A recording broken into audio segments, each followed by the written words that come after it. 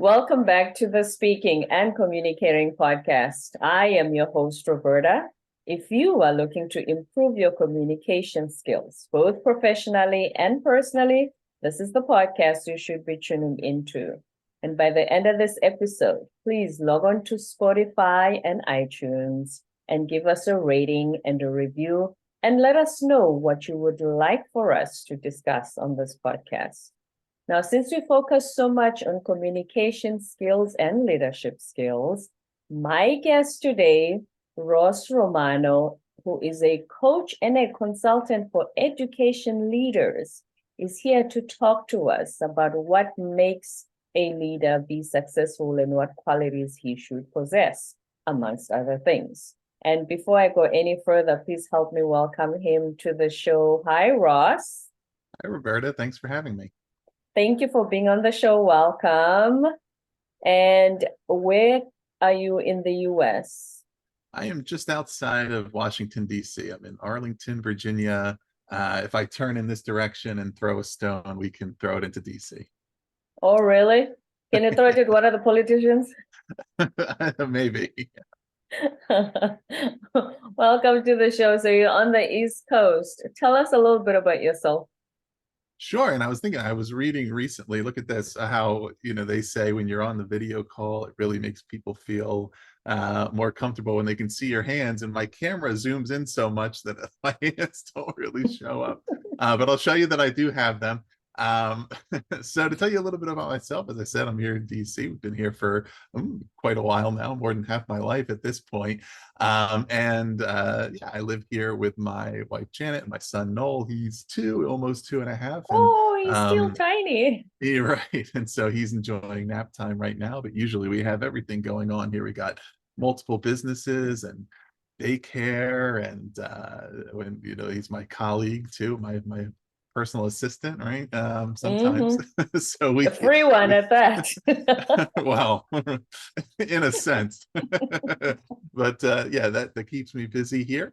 And so it actually has been an interesting transition over time, because at my prior company, before my consulting work that I'm doing now, I worked remotely as well. So it's been almost 7 years now of working from home. So we've seen the pre-pandemic and then the pandemic era where everybody was home, and now kind of the post-pandemic where some people have gone back, some haven't. And it's given me a chance to kind of navigate the different phases of that. To mention briefly, and we'll of course talk a lot more about this in our conversation, but I'm founder and CEO of a consulting firm called September Strategies, in which I work with leaders and organizations in the education space, ed tech companies, publishers, events and conferences, on primarily determining and articulating their vision, and then continuously making the strategic decisions that connect back to that vision. Mission, vision, and values are really critical to everything that I do, whether it's with an individual and organization. We always want to track back to that. Also co-founder of a podcast network called the B Podcast Network. As of today, we have 22 shows, but that's all focused on education from K-12 to higher ed. We also have some content for parenting and organizational learning and development in the corporate space, but all education focused, and a lot of other things. But I'm sure, we'll talk about what's more interesting to our listeners here. Have you always been interested in education when you were charting your career path, or is this something you just fell into? A little bit of both. It was never specifically my plan. I had a lot of plans. I initially thought I was going to major in political science and then go to law school, and then I didn't really do that. I ended up studying psychology, which I loved. Thought about getting a doctorate in that area, ended up going in the direction of having a master's in sports business. And I started out in the professional sports industry in a variety of roles, internationally and domestically, with Major League Baseball. And then, but I always had the interest in education. It was always, valued as I was growing up, and something, I had always kind of looked at. And my wife is a teacher. So when she started teaching, she had been had a few years of experience at that point, and an opportunity came up for me to take a role in a communications department in a education leadership association here nearby in the DC area, and it was the right thing at the right time and the right opportunity. And as soon as I started, there was a lot to learn, but I learned quickly, and it was a great role because a large percentage of it was doing publicity for authors and consultants in the K-12 leadership. So working with dozens and dozens of great authors and speakers, learning their ideas, getting connected to their audiences that they worked with, was a really accelerated course in learning all about the industry and the people and the objectives and the challenges. And that was a great learning opportunity for me as I've gone on and really built on that. And now for almost the past decade, really worked in that space. So the communications department on a daily basis, what about communication was the key things that you needed to do in order to fulfill that role? Sure. So the interesting thing was I basically originated the publicist role. The organization, for anybody who might be familiar, is called ASCD. That's the name of it now. It originally stood for Association for Supervision and Curriculum Development.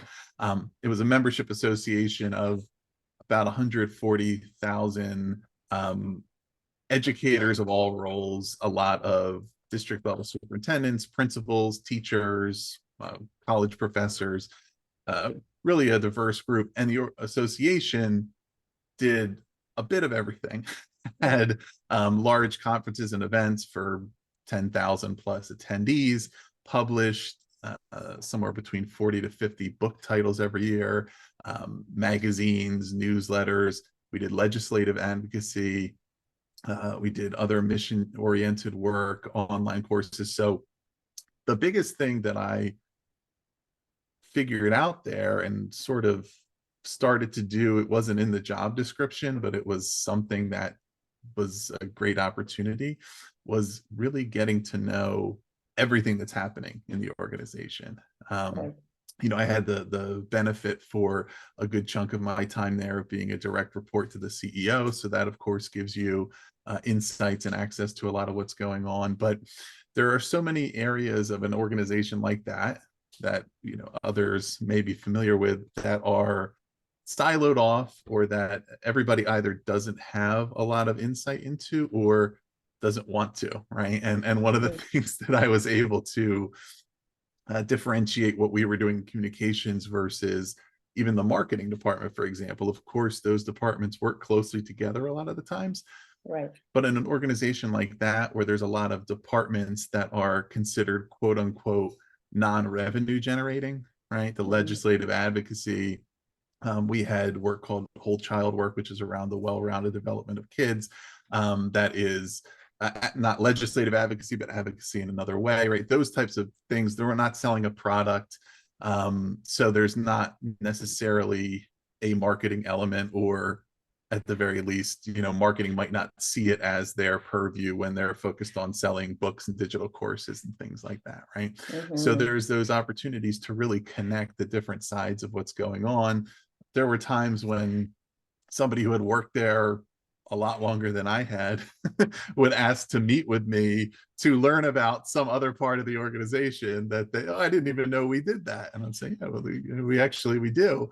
And the other piece to me that was so critical is I really believe in communications as being a two-way dynamic.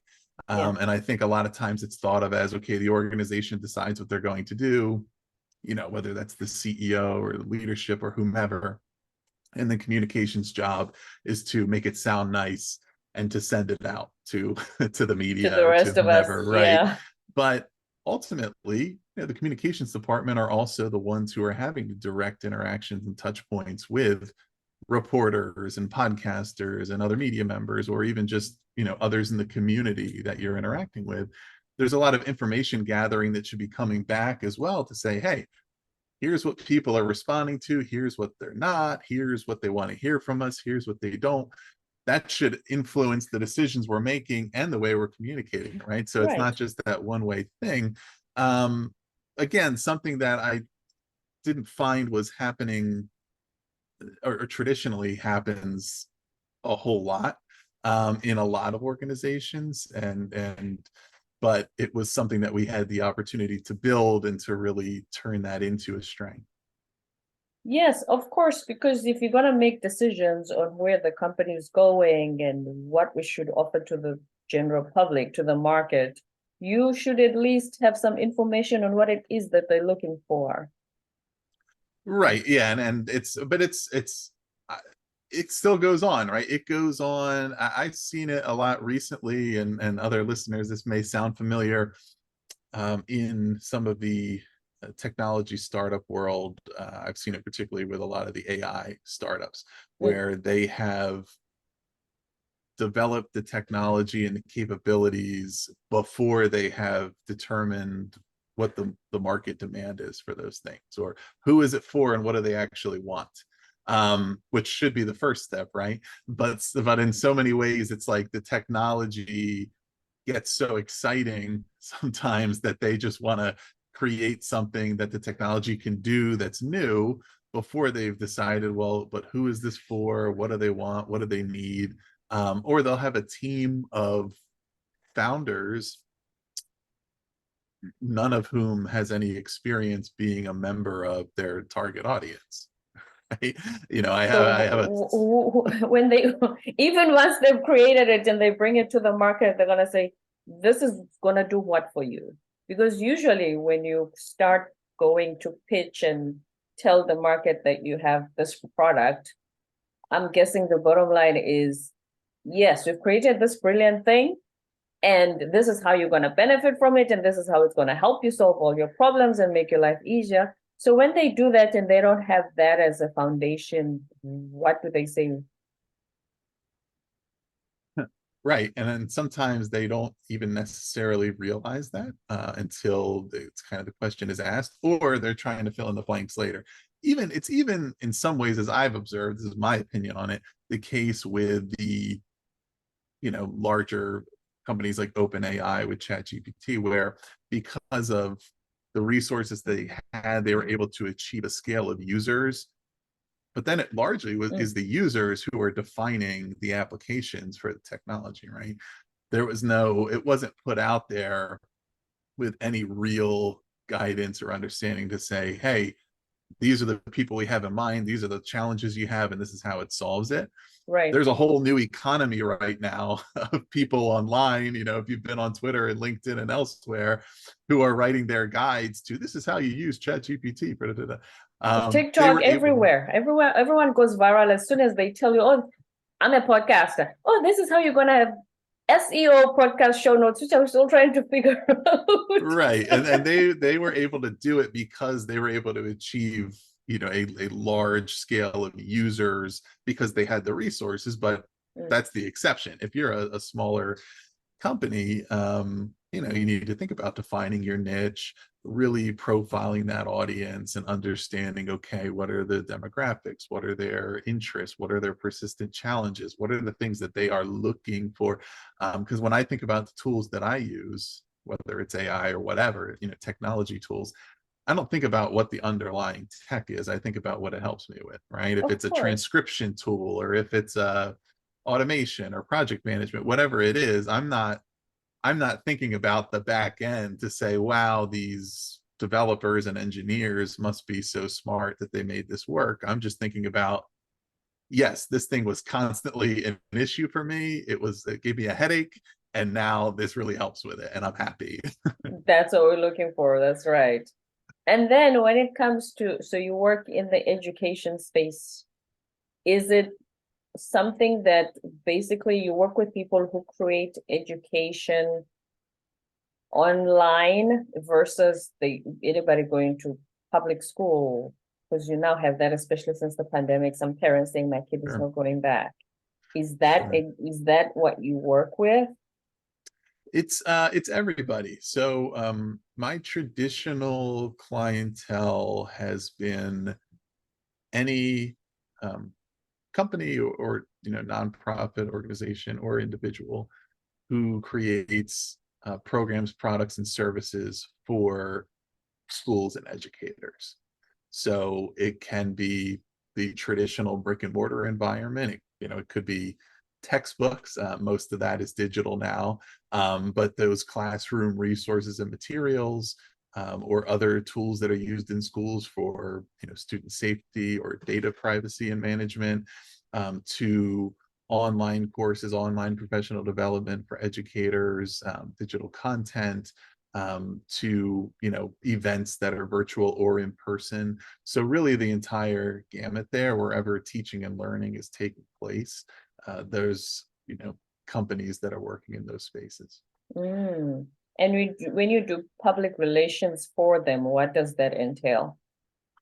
So typically that would be helping to connect the message and the value proposition of what they're doing with the influencers and decision makers in the schools. So in most cases, it will be at the school district level here in the US. So you have your superintendents, curriculum directors, technology directors, CTOs, um, you know, professional development directors, all those kind of folks. A lot of times also at the school level, principals, assistant principals, all those kind of people.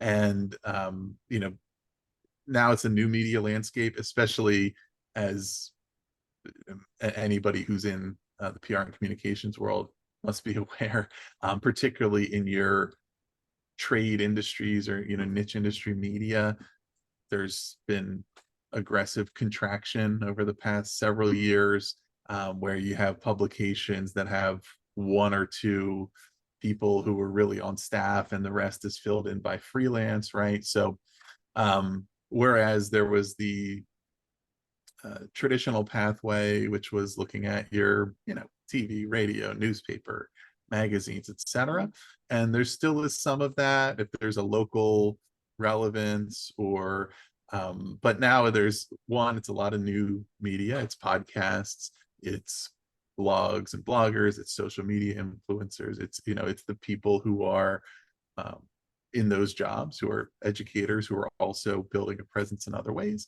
It is maintaining relationships with those outlets and entities, but it's also a lot of, you need to create your own content and tell your own story. Sometimes that may be ghostwriting and publishing articles with third-party media outlets, but sometimes that is working with companies to create their own podcast series, to have really high quality, frequent content on their own blog, to do case studies and success stories and other types of storytelling content that really give a qualitative understanding of what we do, who we work with, what it could mean for you, and to do that consistently, because there's a lot of different needs out there. There's a lot of different environments, right? Even if we're just talking about schools, you have urban and suburban and rural and different parts of the country, different state laws and regulations that are going on, different student needs. You need to speak to a lot of different people, and it's better to do it directly and to not try to say everything to everyone all at once, but to say, look, we do a podcast twice a month, and we speak to a variety of people who can help us to speak to these different parts of our audience. Or we have blog content, we have educators that contribute blog content that we can then send out to our channels and all of that. So at this point, it's a really comprehensive blend between, I would say, PR and corporate communications and content marketing. They all really go together in this day and age, because they're all the ways that you get your word out. Mm-hmm. So you help organizations or leaders with their vision. We have this debate of, our visionaries like Steve Jobs, Right. Steve Jobs, are visionaries. How do I put this? If you are a visionary, and then Ross comes and says, I'm going to help you with strategic direction of your company, do I need Ross, or is, because I'm a visionary, I don't know how to do the technical day-to-day stuff, or is he going to show me that? Because being a visionary means that's my strength, and I'm not strong on how we're going to get there. I see the promised land, but they say that visionaries sometimes don't know how to get to the promised land, if that makes sense. Yeah, I mean, I think that's true and totally fair. And I would say that yeah, Steve Jobs did fine without me, and he probably would have been okay. I would say in 99% of cases there is a need, because there are, certainly those visionary leaders, and really their job is not to be able to do everything by themselves. That's why there's a company, right? Yeah. But um their job is to motivate, to inspire, and to create and guide the direction, so that everybody in that organization, whatever they're working on, is going toward the overall objectives and goals. And that's where it breaks down. I had a good conversation on my podcast recently with Mark Miller, who is the VP of high performance leadership for Chick-fil-A. And he was, I think, corporate employee number 13 or something in the 70s for Chick-fil-A. So he was very early, and he's been through a bunch of roles since Mm. then. But his new book is called Culture Rules, and it was a Wall Street Journal bestseller. And it's all about how to, the based on a lot of research, the rules that they have developed for what it takes to build a high performance culture in a company. And part of our conversation that was about, well, let's say a company leader, and we're defining leader here as somebody who has a leadership title, right? CEO or whatever it may be. If they have all of the different competencies of a leader, they're smart, they're strategic, they make good decisions, they care about people, right? They know how to put people in the right position of success, and so on. If they're good at all those things, but they are uncommunicative, they fail to Mm. tell their company and the individuals within their company about the things that they're doing, right? So like, I'm doing the right things, but I'm not telling anybody that I'm doing it. um what can be done about that, or how can they improve that? And the answer was, that person's not really leading, right? Huh. Because that's what leadership entails. And it truly is the case, because realistically, if you aren't articulating the narrative, right, telling the story explicitly, uh, articulating the vision, and then demonstrating how you are doing things that are leading toward that vision and your mission and the values of your organization and what you're trying to achieve, then everybody is going to fill in their own story about it and draw their own conclusions. And some people may just trust you just because, but other people are rightfully going to say, well, I'm not really sure what's happening here, or I don't I don't really know what we stand for. Or we say, we have these nice words on our website, but I never really hear from leadership, so I don't do we really mean any of that, right? It's a really critical piece, and a lot of times I would say it's somewhat innocent. It's just, okay, I have a lot of things going on. Maybe that's not in my skill set, or maybe I'm so busy that I forget about the importance of that. But to me, it comes down to, I mean, yes, it's important, because it is a great opportunity to get better buy-in, better performance, better understanding, to have everybody really increase the level of how they can help to enhance adherence to that vision. But Mm. it's a baseline measure of demonstrating to your staff that you believe it's important for them to know, that you believe they're important enough for you to communicate to them, right? That you value them, that you respect them, that you see them as an important part of the organization, not less important than yourself. And so, I think it is pretty common that within whatever the C-suite or leadership circle of an organization is, that there's far too much information that is considered privileged, confidential, or just, they don't need to know that. They just need to do their job. And it's both things. It's one, Mm. if you're not telling people, they think, what are they hiding? They must be hiding something because we're not being kept up to date, or they're just saying, well, they don't really think we're that important, for Yeah, us to if know. my opinion or my innovative suggestion, it means nothing to you, why would I keep Mhm. bringing more of that to the table? I'll Right, just do the bare minimum and go home at 4:30. right, right. And or you are working hard, but you're doing something that's not quite right because nobody's really telling you what you should be Where this is doing, supposed right? to go. Yeah, which is very important, where this is supposed to go, So then, especially sometimes when they find that you've been going the wrong direction because they didn't tell you in the first place, then they end up micromanaging you, which you don't Right, need. right. But, had they been open to this is where we're going, it would have been Yeah, a different story altogether. Yeah. yeah. And I always had this perhaps exaggerated ratio, but it kind of was my way of making the point about this, in a sense of, when you make a new hire, it's 20% about hiring the right person and then 80% about what you do afterwards, right? 80% about, do I put them in position to succeed? Do I communicate to them what they should be working on, what they're doing? Am I giving them timely and useful feedback? Am I working with them to develop, am I ensuring their success? Now, people can quibble with those numbers, but the point is that if, as an organization and as the leadership of that organization, you are failing to communicate all of these things, then it doesn't matter really how talented anybody is, because they're only working in their own little sandbox, right? There's no cohesion, because everybody's left to make up their own story.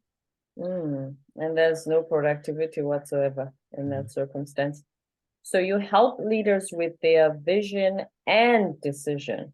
Do they struggle to make decisions? I think what happens a lot is that anything from the mission, vision, and values of an organization to even the strategic plan, they become these words and documents that we put on the website or we publish in a nice binder, and then they stay there or they go on the shelf, and and we're not consistently on a daily basis going back to that when we come to a fork in the road with a decision to make and saying, okay, well, which one of these takes us closer to our vision Mm. for the future and which one doesn't? And so there it just comes to be, it makes it a lot harder than it has to be, right? It's Right. it's not even that we're actively trying to work against those values, but it's that every time we're having to evaluate an entire decision or opportunity based on all of its own individual siloed factors and considerations, and not saying, okay, well, let's take a step back and let's look at our entire organizational vision or the strategic plan that we just worked on, and which of these opportunities is aligned to that, Mm. which one of them takes us closer to where we want to be. And especially as individuals, right? I often, because one of the things when I'm coaching an individual leader, I think every person needs to also have an understanding of their mission, their values, their vision for where they want to go. Most people don't, do that, right? It's not commonplace. But that makes our lives a lot easier when we have some sense to say, okay, which one of these things, if I have these top three values that I believe in, and I have these opportunities in front of me, which of them is going to help me be the person I want to be or move in the direction I want to move, and which one isn't, even though it sounds good on the surface. It's kind of taking me, it's a lateral move, or it's taking me sort of off of the path of where I'm going, and ultimately it's not really going to be the right thing. Yeah, the personal mission statement, because what it does also when we talk about career decisions is, does everybody have to climb the ladder going up? Mhm. If you don't like managing people, maybe that's not your forte, you know. You may miss out on the perks or, you know, the salary and the car and the unlimited credit card, but can you move laterally, you know, Mhm. horizontally and just not manage people, but be really good at what you do? And maybe that can then reward you with those similar perks had you gone up. Right. Mm, Yeah, and it's to give like a very simplified kind of baseline example, right? I mean, one of the things for me that is really important to me is that um, I need to really work for mission-driven organizations, and so for my work in the education space, it's really been about equity, access, and opportunity for students, and all the different things that create that by working with educators and schools to do that. So let's say I was in a position where I was looking for a new job opportunity and I see a posting for something with this really exciting sounding startup that, I mean, all the descriptions of the job role is exactly what I love to do, right? yeah. Like, and they have great benefits, great perks, all this kind of stuff. And it's like, okay, I'm really excited about that. If I don't then take the time to really look into, okay, well, what's their mission? What are their value? What are they really working toward? I can go and work there, and if it turns out that there's not alignment on that piece, I'm going to be unfulfilled and unhappy there, no matter what all the other stuff says, right? How many of us have been in that position where it's like, I was in a job that I was burned out, I was unfulfilled, I knew it was time to move on. I moved on to the next thing, and then a few months later, okay, this is not any better than where I was before because I missed out on that, on really saying, okay, what's really personally important to me? What are the things I care most about? And, for some people, that's autonomy or it's collaboration or it's purpose or, there's any number of values. But if we're not finding that in the organizations and in the people we work with and our colleagues and all of that, all the other stuff doesn't replace that. Mm. And we've seen a lot of that shift during the pandemic as well, Hmm. because there's a lot that we've had to rethink. We had time to rethink.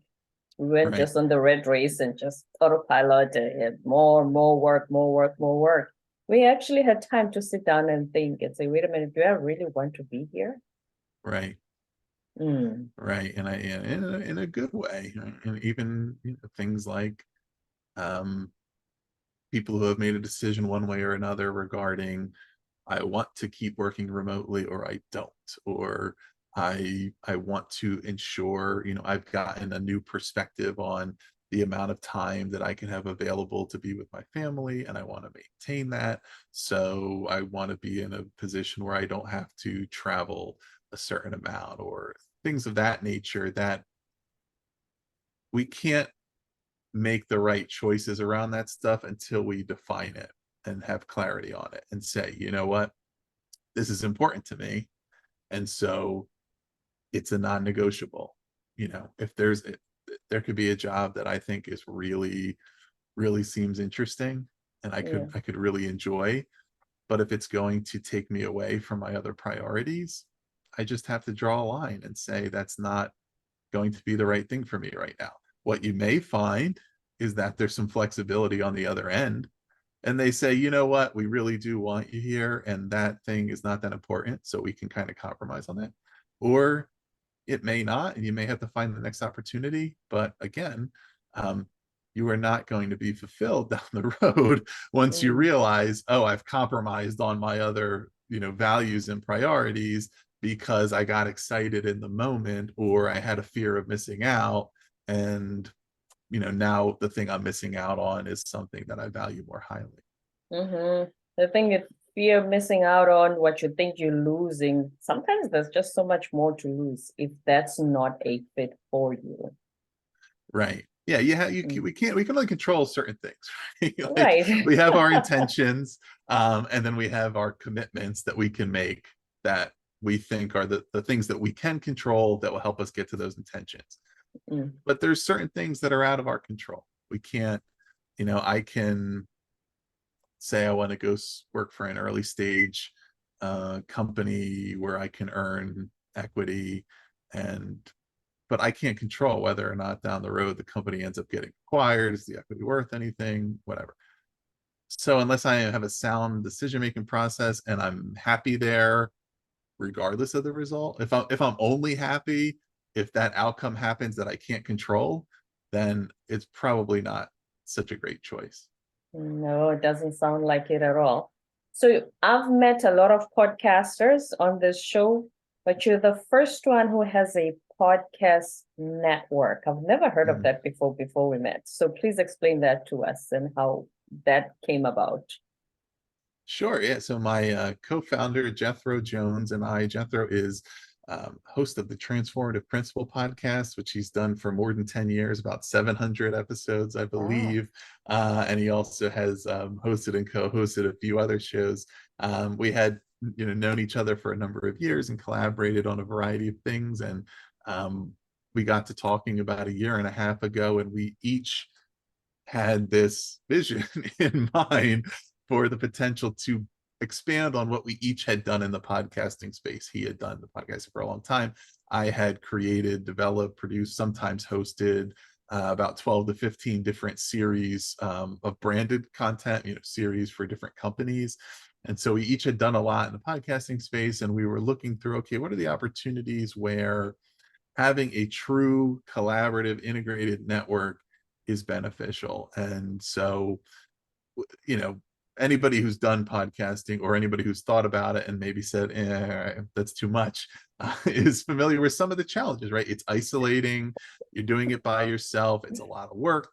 Mhm. It takes a lot of time and perseverance to kind of build your audience and to reach new people and to figure out who's listening, who's not. Am I doing a good job? What are other people doing? Is this unique or not? Because the technology doesn't necessarily make it easy, right? The different platforms don't make it easy to really find out what else is going on out there, especially when you're trying to work in somewhat of a niche. The recommendations are just very general.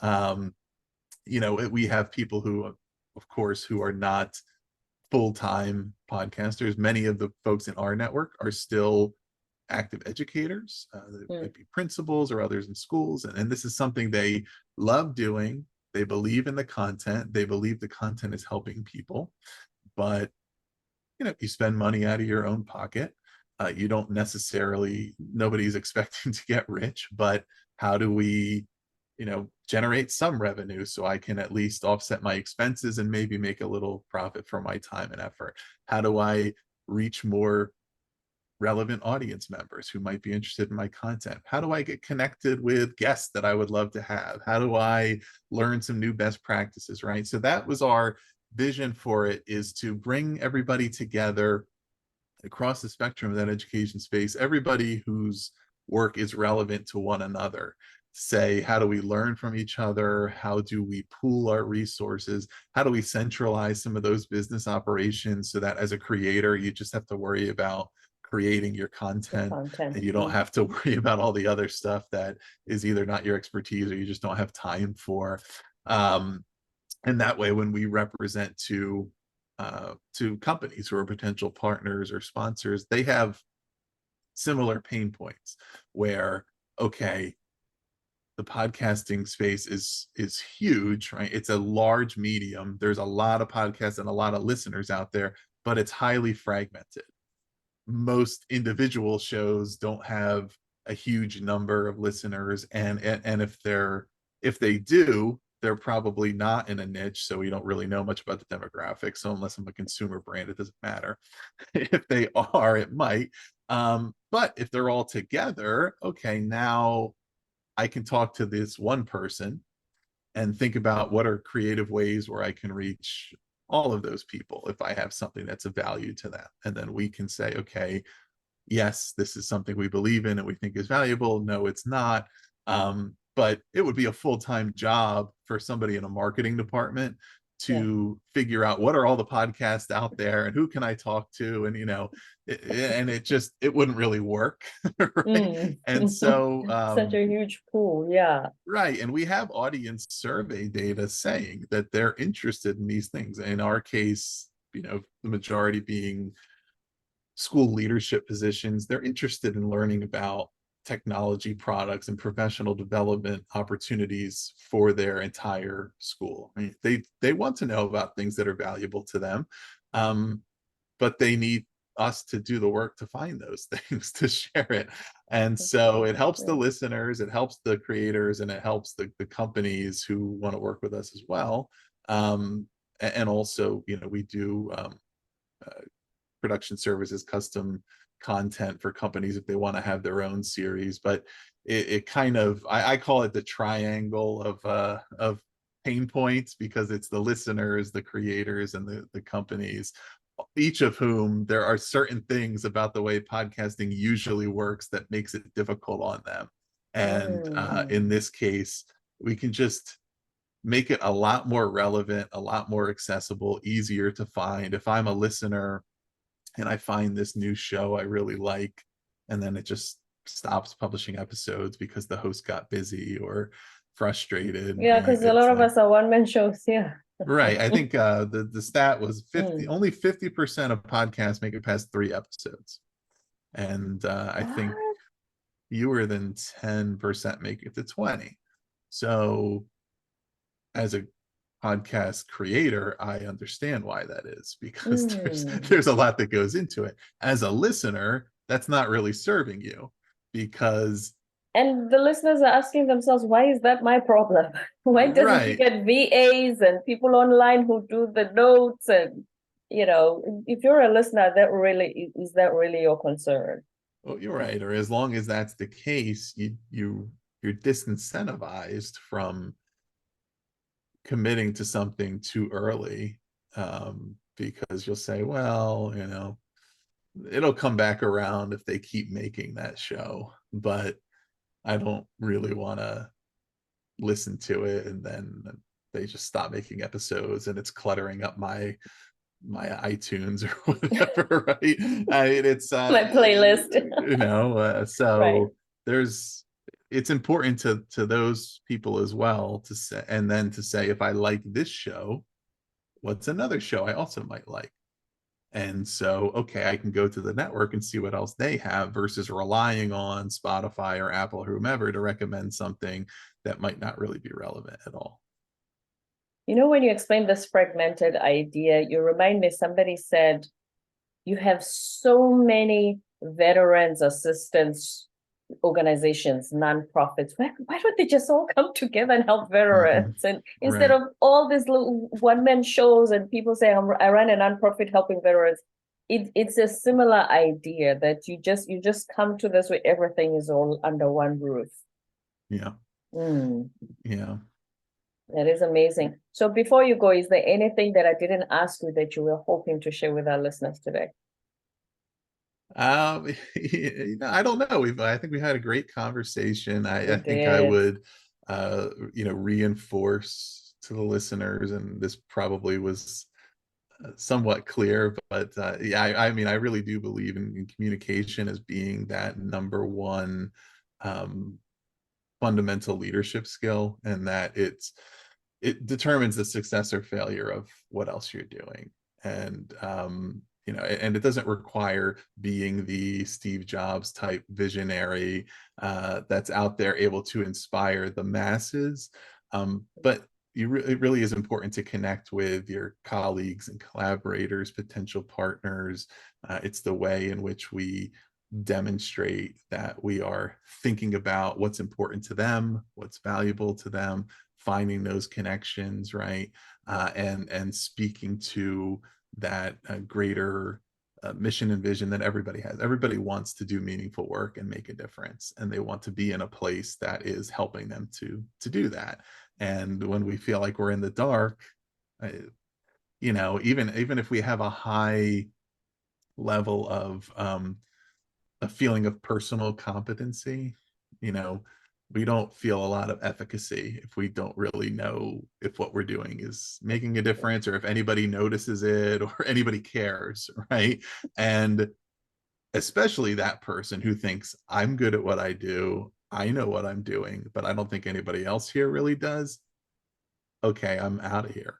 Mm. I mean, why wouldn't you? That would be the right decision. I would tell that person, yes, go somewhere else where you're valued. Exactly. And just on communication, I just want to touch on something. Usually, when people reach out and say they want to be on this podcast, they just say, I have a great guest for you if it's a PR company, or Mhm. I would like to be you, one of the first people in a while, especially, who actually said, Hi, Roberta. And I took note of that. I'm like, wow, so that still exists. I'm glad because, yes, I understand we're in a rush, we copy and paste, and a lot of things you just want to, get it out of the way, out of your desk. But it was really, you stood out for me by actually calling me by name, because a lot of the time you you don't receive that. And I understand people are busy. I'm not judging anybody. But thank you for that. That's a communication skill, soft skill, leadership skill, the little Right. things that make people feel seen, heard, and valued. So thank you for that. Well, thank you for mentioning that. And that's another good, yeah, takeaway for the listeners is just, you know, take the little extra time to take the extra step to think about who you're speaking to and what would make a difference. And it could be as small as that. It doesn't need to be, you don't need to have a whole bunch of data and market research, but there are things in this day and age of the internet that we all can take 5 minutes and learn a little bit about it and make better connections, and it's mutually beneficial if we, it's, like you said about all those organizations that are doing similar things independently, right? Right. There's so much more power in collaboration, and that takes thinking about, okay, who else is out there that's interested in the same thing I am and that would Yeah, like to let's do come what I want to together, do. just like you Mhm, created the network. Yeah, mhm. for sure. Rose Romano, thank you so much for being on our show today. I've enjoyed my conversation with you. Thank you for being here. Thank you so much for having me, Roberta. And I believe this is in the show notes below, but I'll just note as well. There should be a link there. I put together just for the listeners here, where if Mhm. anybody is interested in any of this stuff or I'm has, about to ask you for your socials, your website, sure. everything. So Yeah, please go ahead if and give it. anybody has a pain point around this, I put together a little a Calendly link there, that's just created for whoever's listening here. If you have something you want to chat about or something you've been struggling with or just want to talk about, feel free to connect with me. And yeah, on social media, I'm on LinkedIn. Just search for Ross Romano, or on Twitter at Ross B Romano. And those are the best places to connect, and there's a link there to my podcast as well. But if we connect on social media, you'll figure that out eventually. For sure. Are you verified on Twitter? Just kidding. I know. Just kidding. I Never used to mind. be. Discussion for another day. Thank you so much, Rose Romano, the coach and consultant for education leaders. This was an amazing conversation. Thank you for being on the show. Thanks so much for having me. My pleasure. Don't forget to subscribe, give a rating and a review on iTunes and Spotify, and stay tuned for more episodes to come.